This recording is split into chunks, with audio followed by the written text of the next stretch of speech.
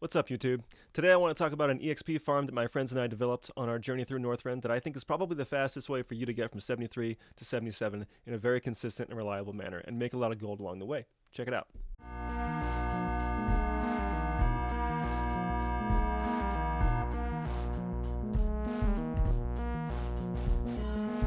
Okay, so there's a couple things you're going to need to be able to do this strat. The first thing you're going to need is you're going to need two friends. The three of you are going to respectively need to be tank, DPS, and heals. Ideally, one of you, the tank preferably, is a little bit higher, maybe like 74. But you can do it with 373s. It's totally doable. You might just have to go a little bit slower, but it's going to still be really good experience per hour. If you can find a paladin for one of the three roles, that would be ideal, because paladins have Holy Wrath, which is insanely good for this farm, because not only is it a great DPS move, it also stuns all the undead, and there's casters in almost all these pulls that you're going to want to be interrupting on a constant basis.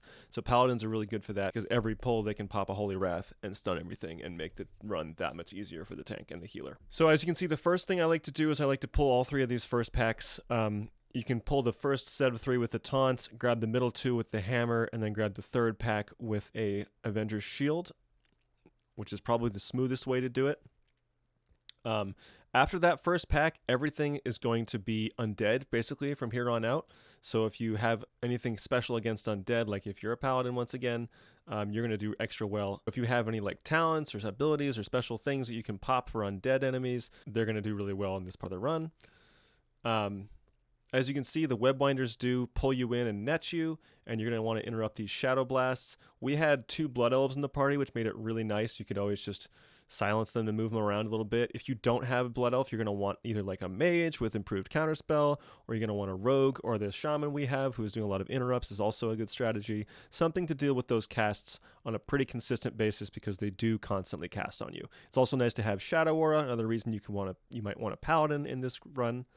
But basically, the strat is pretty simple. We're going to kill all the trash up to the second boss in AK in under 12 minutes, and then we're going to reset and do it again. Obviously, you want to be doing 5 runs in an hour. A little bit of math tells you that each run shouldn't be any longer than 12 minutes to get the maximum amount of experience. So basically, you're going to want to pack in as many trash pulls as you possibly can in those 12 minutes, and we eventually got that strategy down pat, and you get between 450 and 550,000 experience per hour if you can do all the trash, depending on your level and the level of your partners, yada yada.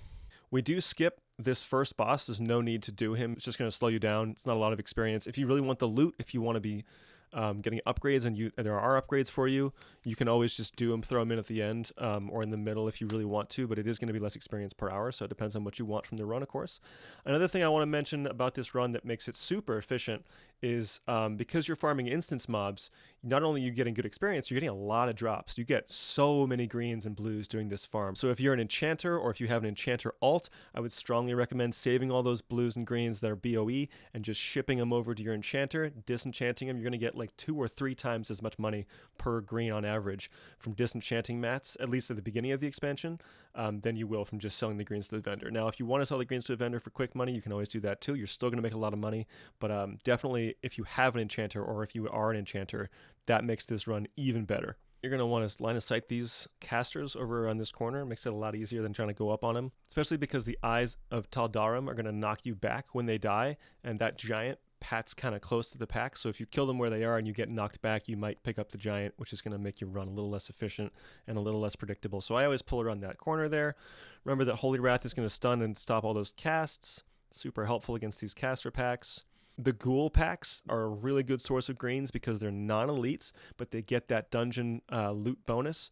So you can kill a bunch of mobs really quickly and get a lot of good loot, and they're really easy to kill. The giants aren't super efficient. You can kill them if you have great DPS and you want to just get something else in, or if you have extra time at the end of the run and you just want to get more experience. Totally worth killing them.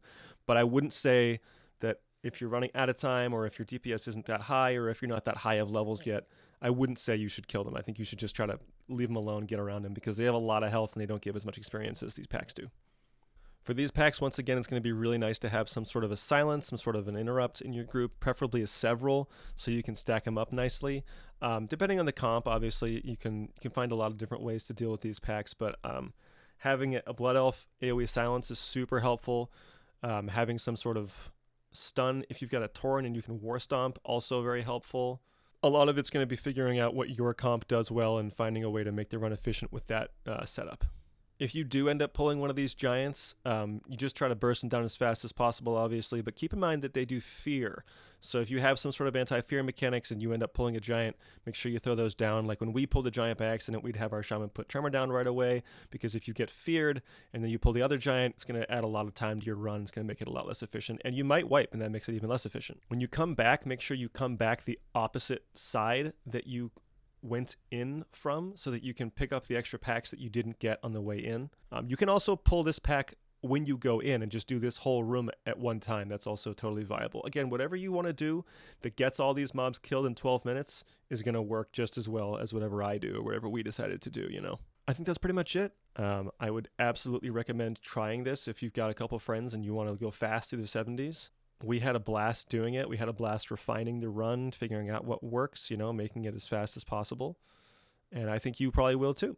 If you liked the video or you learned something, go ahead and hit that subscribe button. Good luck getting to 80, doing your rep farms, doing your gear farms, getting ready for Nax and PvP and all that good stuff. And I'll see you guys around.